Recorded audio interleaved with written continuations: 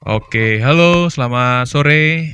Bertemu lagi dengan saya, Dwiki ya, dalam Bisa Podcast. Dan hari ini saya akan mendatangkan narasumber yang sangat istimewa bernama Pak Bambang atau dalam komunitas biasa dipanggil dengan nama Wak Leman.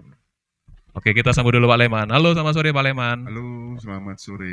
Iya, bagaimana kabar hari ini Pak Leman? Ya, alhamdulillah Mas Dwiki baik-baiknya. Alhamdulillah. Oke, Pak Leman ini, kalau ini langsung aja lah ya, Pak Leman, kita akan membahas tentang komoditi baru yang masuk di Indonesia, yang menurut saya baru ya, Ya, yaitu kacang saca inci. ya, Betul ya namanya ya? betul. Nah, Saja inci. saca inci. Oke, Pak Leman, mungkin buat teman-teman pendengar yang baru nih, baru mendengar kata kacang saca inci ini, Pak Leman.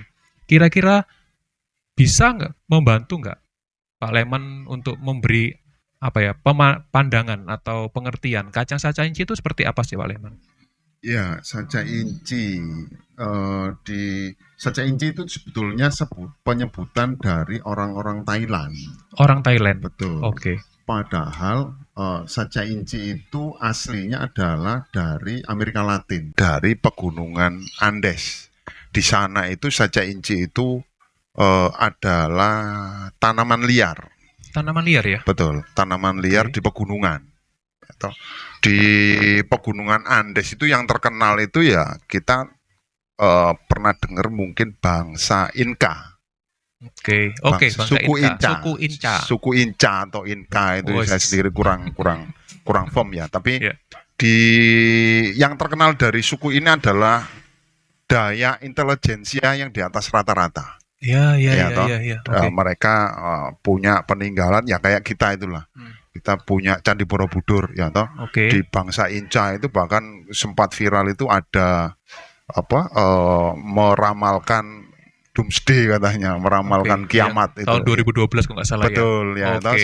sempat ada filmnya juga Sempat kan ada itu. filmnya Ya, itu ya, ya. ya, ya. Nah, saya sih nggak kepo tentang segala viralitas itu ya, tapi saya coba dipping itu kenapa ya orang suku Inca itu punya intelijensia yang tinggi.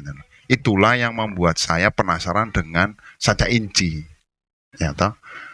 Ketika saya awal-awal itu ya otomatis saya melakukan riset. Ya. Saya ngumpulin jurnal, ya, toh. Jurnal-jurnal dari luar negeri, dari terutama Kolombia itu banyak ngerilis jurnal. Oke. Dari Cina juga merilis jurnal tentang saca inci. Oke. Ya, toh. Nah, itu yang membuat saya ini kelihatannya menarik ini. Belakangan saya tahu bahasanya saca inci itu kandungan terbesarnya adalah omega. Omega. Betul. Oke. Omega 369. Omega 3, omega 6, dan omega 9 Omega ya. 9, betul. Oh Betul. iya. Ya, ya. Untuk bisa mengetahui kandungan itu caranya gimana ya Pak Leman ya? Ya otomatis kita harus science base ya. Tidak bisa apalagi saya bukan orang orang jalur akademisi, bukan peneliti juga ya toh. Jadi saya melakukan cara sederhana yaitu uji laboratorium. Uji laboratorium. Betul. Oke. Kita kenal di Indonesia itu ada dua yang berstandar internasional. Oke. Sukovindo sama Saraswanti Saraswanti. atau SIG. Sukovindo. Ya, disitulah kita dapat validasi kandungan saca inci tentang omega 3, omega 6, dan omega 9. Apa yang Itu menarik? Mas Dwiki. Oke. Apa yang menarik Pak dari kandungan omega 3, 6, 9-nya dari kacang saca inci ini? Ya, menariknya begini. Ini mungkin pribadi ya dari angle saya. Ketika saya tahu bahasanya kandungan terbesar dari saca inci ini adalah omega, saya itu taunya omega itu adalah minyak ikan. Oh iya, betul. Ya, yang kita semua sadari, minyak ikan itu kita tidak bisa produksi sendiri. Kita harus impor. Ya, toh. Soal data validnya berapa juta ton atau berapa ratus ribu ton kita harus impor minyak ikan itu Saya belum dipping ke sana. Cuman waktu saya masuk ke websitenya dinas Kementerian Perdagangan Perdagangan. itu muncul angka 12.000 ton Per per tahun. per tahun. Betul. Itu kalau dinilaikan ya sekitar sekian T lah Wow. Itu per tahun. yang dikonsumsi atau yang diekspor atau yang diimpor, Pak Leman? Itu yang kita impor, Pak. Oke. Minyak ikan yang harus kita impor di selama puluhan tahun ini kita Oke. di Posyandu ya, Mhm. ya toh. Kalau ibu-ibu kita itu ngomong kalau anaknya kepengin pinter ya ini harus mau makan minyak Mengkonsumsi. ikan, Oh, mengkonsumsi ya. Mengkonsumsi omega 3, 6 dan 9 itu akan meningkatkan kecerdasan otak dari konsumennya. Betul, Betul ya? valid itu, Pak. Oke, valid, Valid, ya. ya. Oke. Itu pemahaman dari otomatis akademisi ya. Ya. Jadi sistem intelijensia kita itu kan butuh asupan nutrisi. Sistem intelijensia kita itu ya otomatis otaknya harus berkembang, fisiknya ya toh. Nah, fisik dari otak ini butuh lemak esensial yang kita tahu namanya EPA dan DHA. EPA dan DHA. Betul. Oke. EPA dan DHA ini tidak bisa kita produksi sendiri, harus ada asupan dari luar. Nah, kita tahu sendiri EPA dan DHA ini adalah turunan pertama dari yang namanya ALA. Oke. ALA inilah yang membentuk secara umum kita kenali sebagai bahasa plant-based omega. Plant-based omega. Betul. Oke. Atau omega dari tanaman. Ya. Kalau yang dikonsumsi oleh ikan itu adalah alga. Wah. Alga ini adalah ALA. Kalau di saca inci ini langsung jadi ALA. Oke. Betul. Jadi sama-sama secara objektif itu sama-sama mempunyai kandungan ALA, tinggal cara mengkonversinya menjadi EPA dan DHA. Oke. Secara alami kita taunya itu ya orang-orang tua kita dulu taunya dari minyak ikan. Betul. Ya, Apakah ini dari minyak ikan salmon menurut Bapak? Paling terkenal pasti salmon ya. Oke. Karena yang mampu diskalakan menjadi sangat besar itu adalah salmon. Oke. Masalahnya salmon kan tidak bisa kita budidayakan di Indonesia. Ya. Itu problem utamanya. Ya. Nah, kedua di Indonesia yang menarik ini adalah tanaman saca inci ini sudah kami kembangkan, sudah masuk sekitar 7-8 tahun yang lalu. Oh iya? Betul. Wah, berarti saya termasuk orang baru ya mendengarnya. Betul. Saya juga termasuk orang baru, Mas Dwiki. Oke. Saya baru kenal saca inci ini sekitar 3 tahun yang lalu lah. Oke, ya. Kami coba melakukan percontohan budidaya, dan ya alhamdulillah ternyata berhasil. Dari praktek itulah kami mulai memberanikan diri untuk meluaskan informasi ini.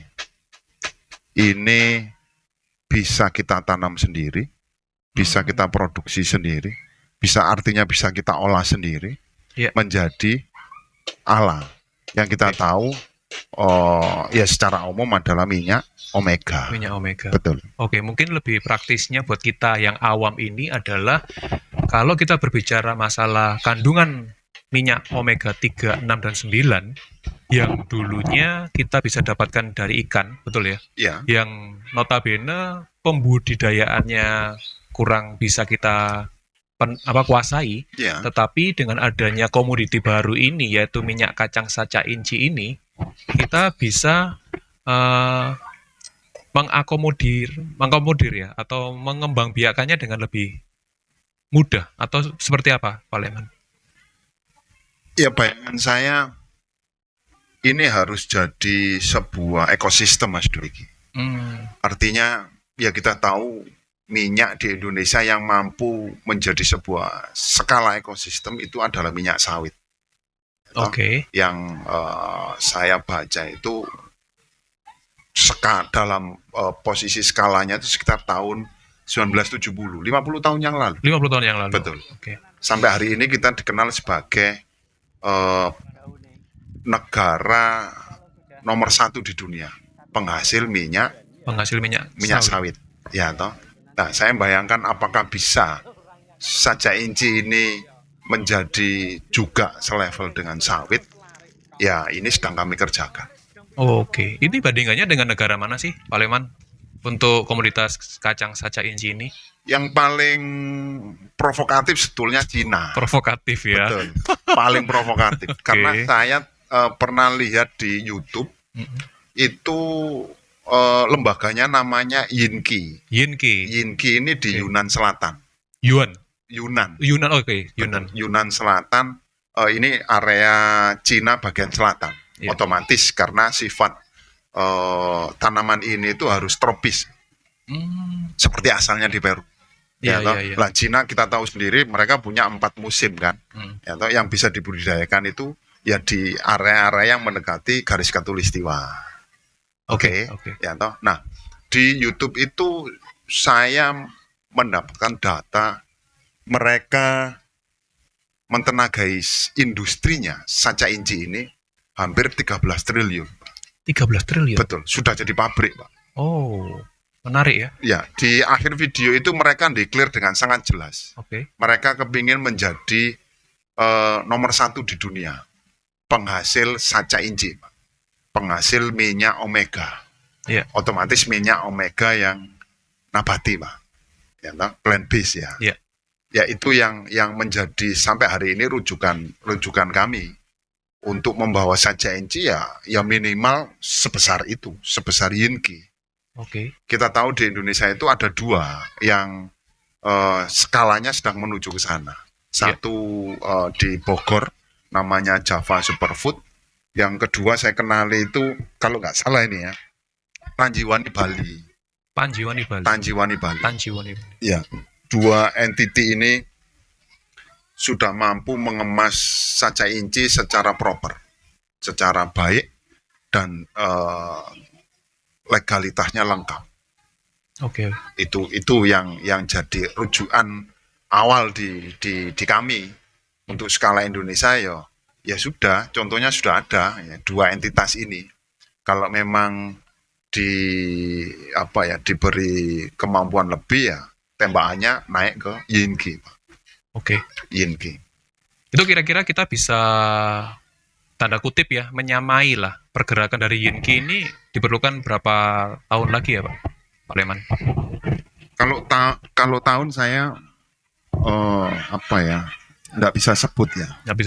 Cuman kalau hanya 13 triliun, saya menjadi liar untuk berpikir kita itu punya 75.000 BUMDes, Pak. BUMDes. Ya toh. Nah, Menteri Keuangan itu tiap tahun merilis sekitar 78 triliun ke BUMDes itu gitu. Ya kita ngomong tanaman, nggak mungkin ini dibudidayakan di kota, Pak. Ini harus dibudidayakan di desa. Kalau memang Yinki ya, atau dengan anggaran negara yang 13 triliun itu bisa, ya kita juga sangat bisa, Pak. Kalau ngomong 13 triliun, logika umum ya ini ya. Ini otomatis butuh syarat dan ketentuan berlaku nanti. Tapi secara kekuatan objektif kita nggak kalah, Pak. Sebenarnya kita nggak kalah. Kita nggak kalah. Cuma tahunya kapan? Saya belum bisa jawab, Mas Dwiki. Iya. Oke, menarik ya. Mungkin buat kita yang awam masih terlalu pusing dengan bahasa-bahasa teknis mungkin ya, dengan yang kita bicarakan tadi. Cuman saya sebagai orang awam ini, Pak Leman, pengen tahu sih hal apa yang membuat Pak Leman ini benar-benar istilahnya totalitas di kacang saca inci ini. Dengar-dengar Pak Leman juga punya websitenya ya, kacang saca inci ya. Kalau nggak salah saya baca namanya Kocaci, betul? Kocaci itu Facebook group. Oh, Facebook group. Ya, komunitas itu kita building Facebook group namanya Kocaci. Ya. Kocaci itu komunitas saja inci Oke, sebenarnya. baik. Kalau yang websitenya itu sacainci.id. Sacainci.id ya. Betul. Itu Oke. saya menulis beberapa puluh artikel di sana Iya. Saya tentang sempat baca saja juga inci. sih, Pak Leman. Oke. Itu menarik. Nah, hal apa, Pak Leman, yang paling mendasar yang mendasari ya? Tadi Pak Leman benar-benar pengen full time lah istilahnya atau full heart di sini. Iya. Karena auranya itu terasa banget waktu kita ngomong masalah Saca Enci, kayak seakan-akan ada yang membara gitu dari dalamnya Pak Leman ini. Hal apa yang membakar itu Pak Leman kira-kira? Iya. Saya punya keyakinan begini.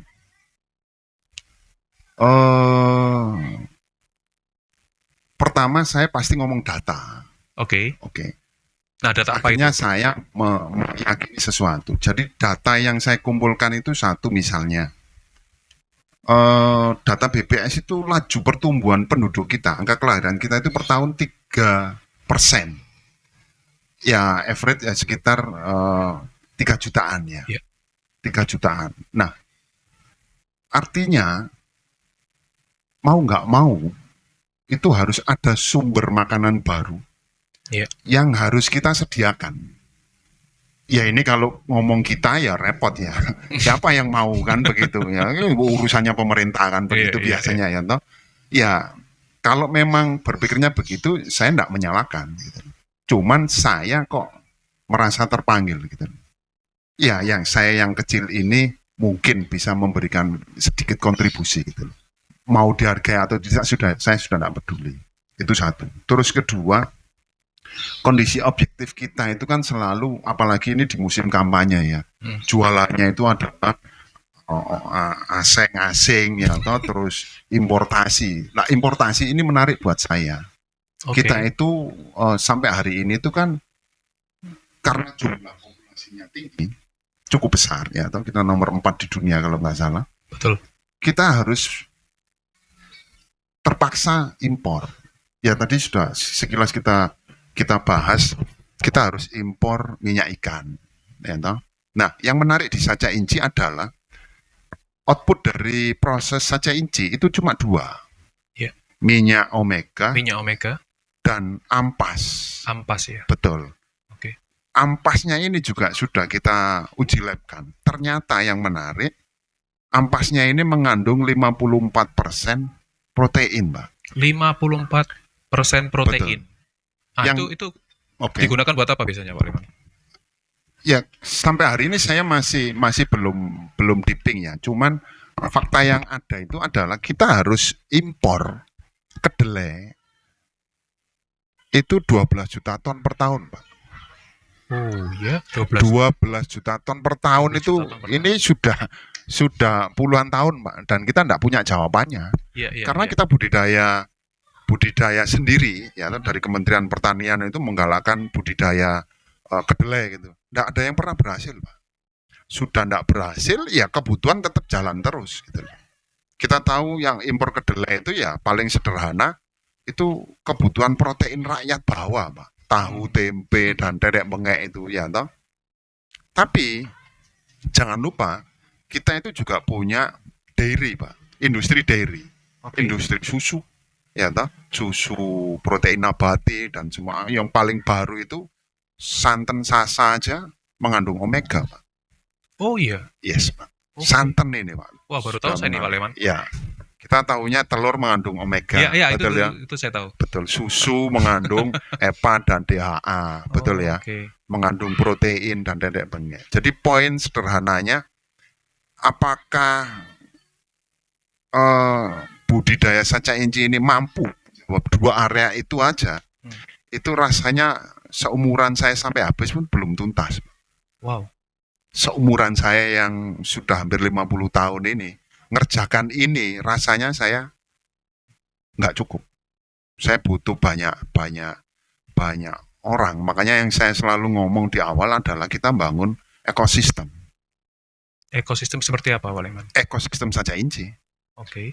Ya seperti kita tahu ekosistem padi, ekosistem jagung, Semua komoditas di kita itu sudah mempunyai ekosistemnya masing-masing.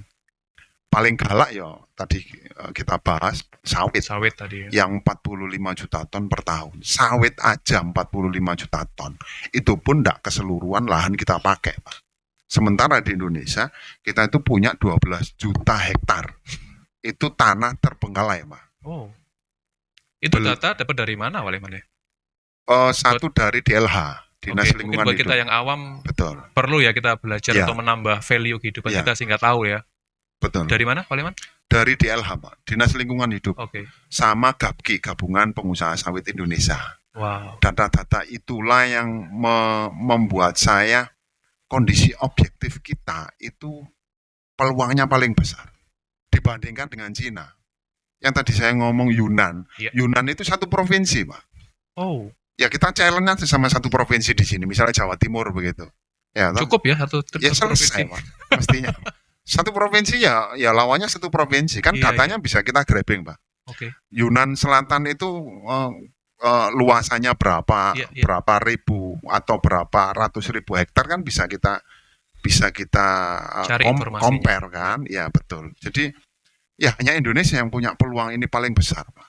Hmm. Di Peru misalnya itu satu gunung, Pak. Kita punya berapa ratus gunung kalau mau loh ini Iya. ngomong sederhana ya toh. Cuman karena apa ya, ini belum masif ya toh, Iya. dan kami masih terus mengerjakan ini. Sampai seberapa kami belum bahkan mungkin belum di setengah perjalanan, Pak. Wah. 3 tahun yang kami kerjakan ini mungkin belum apa-apa, Pak. Sangat belum apa-apa. Oke. Masih jauh. Wah, ini pembahasannya sangat luas ya tentang kacang saca inci nih, Pak ya. Ya. Waleman ya. Jadi Ya. kalau kita lihat dari kacamata politik, kalau kita lihat dari kacamata pengusaha, kalau lihat dari kacamata kita yang masyarakat umum, atau apalagi kita yang masih ekonomi masih belum menengah ke atas ya Pak ya, Ya. itu pasti mungkin rekan-rekan bisa podcast ini juga mungkin bingung ya, kita harus mulai dari mana. Tapi minimal Waleman bisa bantu kita nggak untuk apa sih manfaat atau keunggulan kalau kita membudidayakan kacang saca inci ini untuk kita, anak kita, cucu kita, cicit kita ke depannya. Apa sih keunggulan dari kacang saca inci ini, Pak? Ya, sifat dasar dari saca inci itu adalah edible oil, Pak. Oke. Edible oil itu artinya sesuatu yang bisa langsung dikonsumsi tanpa melalui proses panjang. Iya. Ultra processing seperti yogurt, susu, dan nenek bengek yang harus melalui capital besar dan teknologi tinggi seperti itu, tidak perlu. Ini hanya butuh alat sederhana bahkan, ya, atau apapun yang dipunya. Intinya kacang ini itu selama dapat tekanan dia punya keluar minyak dan ampas. Oke. Sesederhana itu. Itu satu. Terus kedua, ya saya membayangkan begini. Yang namanya healthy food di Indonesia, Iya. itu masalah sosial. Luar biasa sudah itu. Contohnya? Contoh sederhana aja Iya. lah. Tempe tadi kita bahas, ya. Iya. Tempe kalau kedelainya naik, Pak, sekian ribu, itu gegernya senasional, Pak.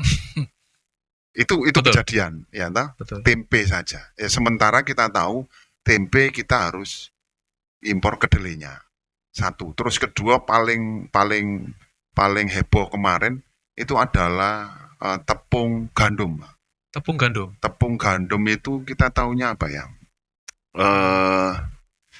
Tepung gandum itu tepung beras. Bukan tepung beras, satunya apa? Tepung terigu. Tepung terigu, sorry. Ya, Oke. betul. Jadi kita kemarin kan tahu berita Ukraina sama Rusia perang, Pak. Perang. Iya. Lah, masalahnya penghasil terbesar tepung terigu adalah dua negara ini. Oh. Iya, iya. Nah, kita itu kembali lagi tepung terigu juga harus impor. Industri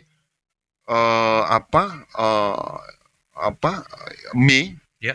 Indomie, terus Iya. mie sedap dan Iya, lain-lain itu bahan dasarnya tepung terigu.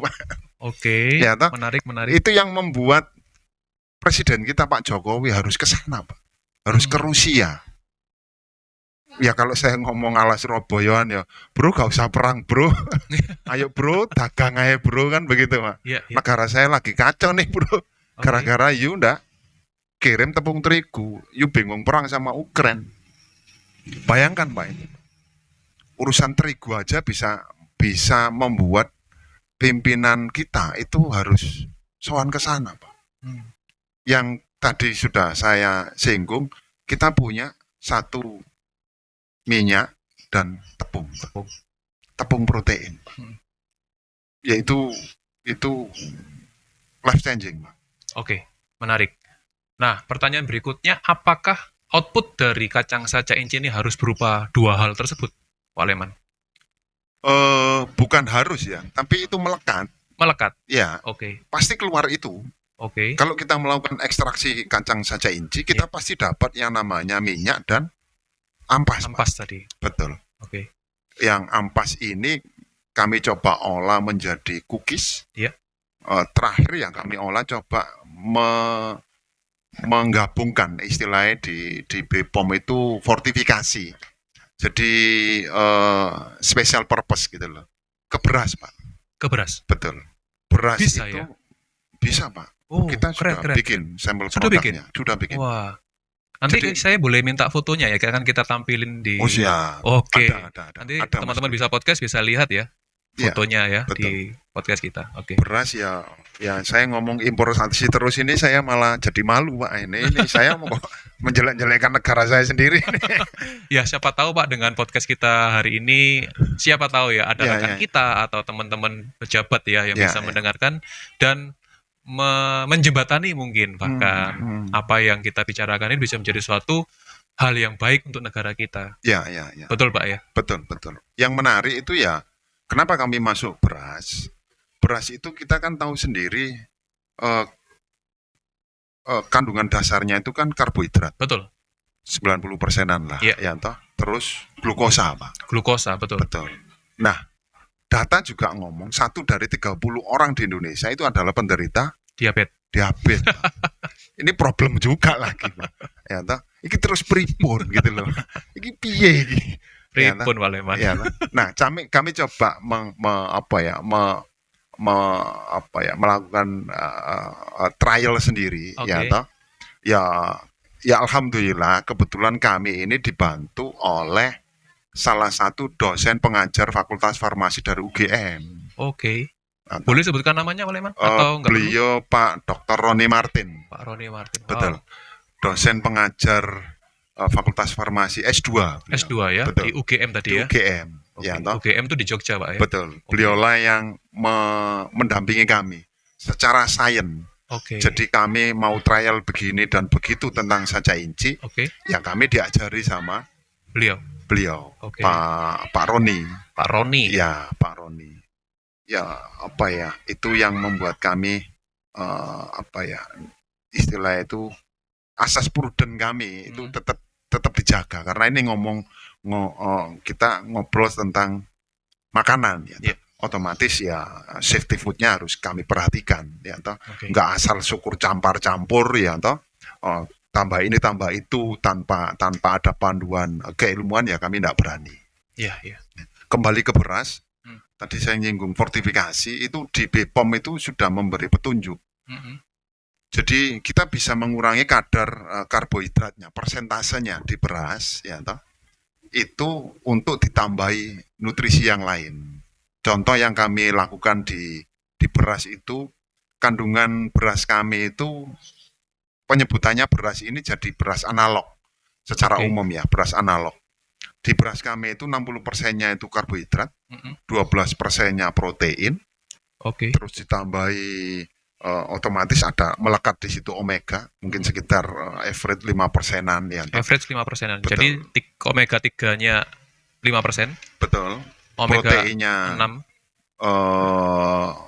itu sudah include. Enggak, ya betul. include semua ya. Betul. Oke. Sekitar 5%-an 5%-an itu, tuh ya. omeganya ya. Iya. Enggak kami breakdown sedetil itu, oke. Betul. Menarik adalah protein tadi, Oke. sekitar 10-12% dan karbohidratnya.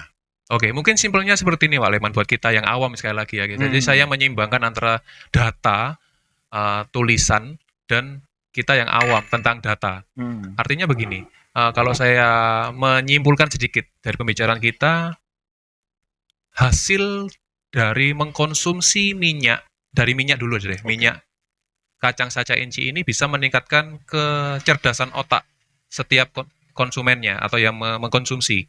Betul ya? Ya. Dan sekarang kita berbicara tentang beras tadi Hmm. yang sudah diekstrak tadi ya. Ya. Nah, itu juga pasti juga akan meningkatkan kecerdasan otak yang mengkonsumsinya juga. Otomatis. Betul ya. Nah, artinya ini kok saya lihat dan menyimpulkan sedikit tadi bahwa kita ke depannya akan mengkonsumsi sesuatu yang bagus yang harusnya kita kita beli dengan harga mahal kalau kita ekspor dari Oke. negara luar Oke. dan kita bisa memproduksinya sendiri sehingga menekan cost-nya tadi Good, atau ya. biayanya tadi Good. sehingga bangsa Indonesia ini ke depannya kalau saya lihat akan menjadi lebih cerdas. Kemampuan daya berpikirnya, bersaingnya akan lebih cerdas di ke depannya. Ya. Dengan mengkonsumsi hal-hal yang baik-baik tadi, omega 3, 6, 9, protein dan lain sebagainya melalui minyak kacang saca inci maupun ekstrak dari minyak ini yang berupa beras tadi. Ya. Seperti itu ya. Ya, good point Mas Dwiki. Oke. Memang itu bayangannya. Makanya tadi saya ngomong bisa jadi seumuran saya pun belum tuntas ini Wah, acara ini. Ya karena sampel paling sederhana itu adalah kalau ngomong kecerdasan otak itu kan tingkat intelijensia. Iya. Yang Indonesia itu dituduh tanda kutip tingkat intelijensia masyarakat Indonesia secara umum Iya. itu selevel dengan ngapunten, Pak. Oke. Dengan kera, Pak. Oh iya. Karena hanya sekitar 70, 80-an.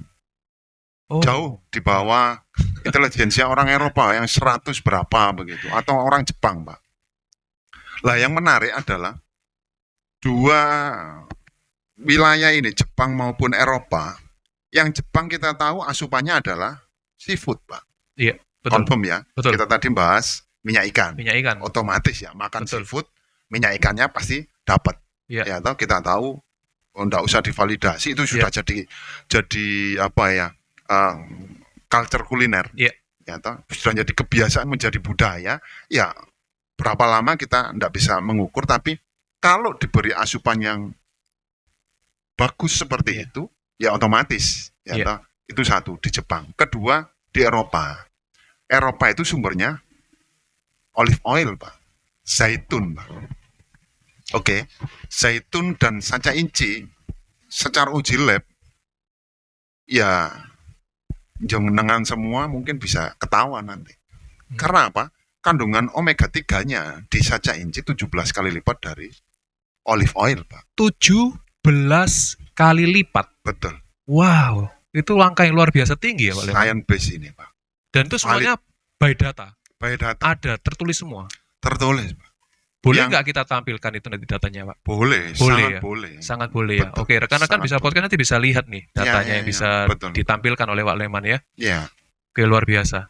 Nah, Luar biasa banget. yang begitu saja kita tahu orang Eropa tingkat intelijensianya tidak perlu divalidasi, Pak. Ya, toh? Iya. Kenapa kembali lagi saya tadi sempat menyinggung tentang suku Inca, Iya. ya toh, yang begitu luar biasa, ya Iya. toh. Ya ini kiblatnya ya Jepang sama Eropa. Eropa. Betul. Apa yang menjadi mereka begitu? Ya saya walaupun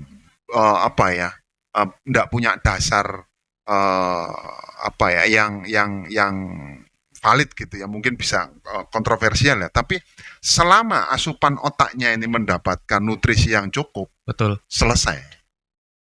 Sebetulnya. Jadi negara ini, bangsa Indonesia ini, kita kan kenalnya itu kan mens sana in corpore sano. Iya. Di dalam tubuh yang sehat, Iya. terdapat jiwa yang kuat. Iya. Masalahnya, ngapunten, otaknya nggak diberi porsi. Oke. Ya toh, ya orang Indonesia sehat-sehat, Pak. Nggak ada yang mati kelaparan seperti orang Afrika, Pak. Nggak Iya. ada, Pak. Sehat semua. Masalahnya otaknya nggak dapat asupan. Saya ngomong bodoh mungkin terlalu kasar ya. Iya. Ya toh. Tapi itu fakta di lapangan gitu loh. Nah, apakah saca inci ini harapan saya bisa menjadi sebuah budaya kuliner di Indonesia? Harapan saya ya mencontoh Eropa dan Jepang. Jepang. Betul. Problem utamanya adalah faktor harga, Pak. Oke. Kenapa harga saca inci di Indonesia itu mahal? Karena kuantitinya masih terbatas. Itulah yang sedang kami kerjakan. Jadi data apapun akan kami share, ya toh, pemahaman apapun, pengetahuan apapun tentang saca inci ya akan kami share. Oke. Kenapa? Tujuan akhir kami adalah ini menjadi sebuah budaya kuliner, Pak. Seperti kita mengkonsumsi minyak kelapa misalnya. Iya. Orang beli minyak kelapa kan enggak isu, Pak. Harganya terjangkau, Pak. Oke. Iya. Ya toh. Beli minyak sawit apalagi, Pak. 1 liter 15.000, paling mahal 20.000. Di saca inci di Indonesia hari ini enggak mungkin. 1 liter sudah ratusan ribu, Pak. Iya. Ini jadi masalah gitu. Kenapa jadi masalah? Bukan masalah untuk praktisinya, tapi saya tadi ngomong kan untuk ekosistem. Iya. Ini harus besar, sebesar sawit. Soal nanti keseimbangan harganya di mana, ya kami ikutlah, Pak. Oke, kalau kita berbicara sedikit masalah angka atau data ya, Pak Leman ya. Oke. Berbicara masalah data besar tadi, kira-kira seberapa besar sih yang dibutuhkan untuk bisa dikatakan normalnya ekosistem kacang saca inci ini? Dalam bentuk hektar mungkin? Berapa hektar Ya kira-kira? target saya otomatis harus mampu mencapai di level importasi minyak ikan, Pak. Oke, minyak ikan ya. Minyak ikan itu data saya dari Kementerian Perdagangan itu sekitar 12.000 ton per tahun. Ya 12.000 ton per tahun itu artinya ya per bulan kita butuh sekitar 3.000 mungkin. 12.000 dibagi 12, Pak. 1.000 ya. 1.000 ton per bulan, Pak. 1.000 ton per bulan itu ya paling enggak ya sekitar 4.000 hektar, Pak. 4.000 hektar. Betul. Dengan kondisi sekarang kira-kira udah berapa hektar ya untuk ekosistem kacang Perkiraan saca saya sih nasional ya. Iya. Masih 100-200 hektar. Oh iya, jadi masih 4.000 dibanding 400 tadi ya. Berapa? 100 ya? 200-an. 200 hektar ya? 200 hektar. Wow, oke. 200 ton, Pak. Oh, 200 Itu ton itu, Iya, bukan hektar. sorry. Ya. 4.000 dibanding 200 Itu ton ya? masih sekitar berapa persen? Itu cuma 2%. Iya, betul. 2% saja. 2%, Pak. Padahal saca inci ya tadi hampir 7 tahun loh, Pak, masuk di Indonesia. 7 tahun itu karena ini tidak dikenali secara luas, ya kapasitasnya ya itu kondisi objektifnya, Pak. Baru mungkin ya dua tahun ke belakang inilah Ya, mulai masif ya mulai masif ya. praktisi saca inci di Indonesia dengan segala modelingnya mereka. Masih 2%, Pak, untuk Ya. masuk ke levelnya importasi minyak ikan. Kalau data saya nggak salah ya. Ya. Minta maaf ya Mas Diki. Oke. Waleman nggak terasa ya. Kita udah 30 menit lebih nih Waleman kita ngobrol nih ya. Oke, mungkin singkat aja target Waleman dalam mungkin kita ngomong 2-3 tahun ke depan Waleman. Untuk ekosistem kacang saca inci ini kira-kira mau dibawa kemana? Atau targetnya seperti apa Waleman? Kebetulan kan kami merintis lini produksi minyak saca inci, Pak. Oke. Ya toh. Kami mendirikan usaha. Nanti produknya boleh kita foto juga ya untuk Boleh, kita tampilkan ya. boleh, Pak. Oke, Bebas. rekan-rekan bisa podcast bisa langsung lihat nih nanti Iya. gambarnya seperti ini nih. Good. Oke. Jadi kami membuat showcase gitu loh. Showcase budidaya, showcase produksi. Iya. Ya toh. Supaya bisa diduplikasi oleh 35-37 provinsi di Indonesia. Oke. Kami membayangkan setiap provinsi itu ada satelit produksi seperti yang kami lakukan. Jadi mau nggak mau gitu loh. Mau nggak mau kalau ngomong ekosistem ya semua provinsi harus mengenal ini dulu. Minimal ada budidayanya. Dan alhamdulillah ya hampir sekitar 20-25 provinsi di Indonesia itu sudah melakukan proses budidaya masing-masing ya. Itu di bawah naungan Waleman atau bebas? Oh ini masih bebas ya. Sebagian masuk ke komunitas kami yang namanya komunitas Sacainci, Facebook group, Iya. ya toh. Cuman juga banyak juga teman-teman praktisi yang lain yang membuat kolam-kolam komunitas-komunitas masing-masing, Oke. ya toh. Dan itu bebas, itu bagian dari ekosistem. Oke. Intinya sih semakin banyak semakin baik. Begitu Mas Dwi. Wah, mantap. Oke, sekali lagi nih kita mungkin yang orang awam ya seperti saya ya, Waleman ya. Menangkapnya adalah gambaran yang saya tangkap secara pribadi yang Waleman tadi sudah kita sampaikan bahwa ke depannya bangsa kita ini akan memiliki suatu tanda kutip makanan ya, makanan untuk otak dari kacang saca inci ini yang bisa kita dapatkan dengan harga yang relatif terjangkau. Betul. Kemungkinan besar seperti itu, betul ya? Harus terjangkau. Harus terjangkau, mau nggak Wajib, mau. Dan wajib. ini adalah suatu usaha atau suatu ikhtiar yang baik yang diletupkan oleh jenengan, Waleman. Iya. Di sini yang saya tahu ya. Iya. Nah, mungkin nggak ada suatu kelompok yang mungkin dari teman-teman rekan bisa podcast ini yang menangkap hal baik tersebut yang Wak Leman sampaikan tadi, ingin bekerja sama dengan Wak Leman nih, dalam bentuk apa kira-kira bisa kita bekerja sama Wak Leman? Ya, sebelum ke sana, ya toh, ya ini ngomong idealisme katanya, ya toh. Oke. Kebetulan yang saya rasakan sendiri ini ya, lawan kita itu bukan teman kita sendiri. Kalau Bung Karno dulu ngomong apa musuh kalian itu adalah bangsa kalian sendiri, tidak Pak di Sacainci. Oke. Yang ngelawan kita itu tanda kutip ya, kebetulan langsung direct ke saya itu adalah negara Chili, Pak. Negara Chili? Betul. Negara Chili Bagaimana itu ceritanya sudah itu? mensomasi saya. Oh iya? Ya. Oh iya, serius Pak? Bagaimana Serius, caranya? Serius. Jadi negara Chili ini, saya tadi kan ngomong punya website. Iya. Ya, kami melakukan campaign, artinya menyebarkan berita baik tentang Sacainci ini Oke. secara digital. Oke. Ya, saya bikin artikel pembahasan tentang Sacainci bla bla bla bla bla bla. Nah, itu ternyata kita punya kompetitor gajah, Pak. Tak kaleng-kaleng, ya toh. Ini namanya itu langsung aja, namanya Golden Omega SA perusahaannya. Oke, perlu kita sensor Pak? Namanya? Nggak perlu, Nggak perlu, oke. Nggak apa-apa, ini bagian dari ekosistem. Oke, next. Nah, saya itu membangun website namanya Golden Omega Indonesia. Oh, Golden Oke. Omega Indonesia. Betul. Ya toh. Dan ternyata mereka nggak terima, Pak. Kalau kita ngomong Golden Omega, physically Sacainci itu adalah warnanya keemasan, Pak. Makanya kita nyebutnya golden. Oke. Ya, warna keemasan mengandung omega, ya sudah. Perbincangan kami menjadi Golden Omega. Itu kan supaya apa ya? Penerimaan masyarakat kita itu gampang begitu loh. Makanya kami selalu pakai ngomong Golden Omega, Golden Omega. Ternyata ini ada yang tidak setuju, Pak. Oke. Bukan orang kita, Pak, tapi orang Chili, Pak. Orang Chili nyewa kantor pengacara di Jakarta, Pak. 2 kali mereka mensomasi saya. Oke. Jadi reaksi Waleman?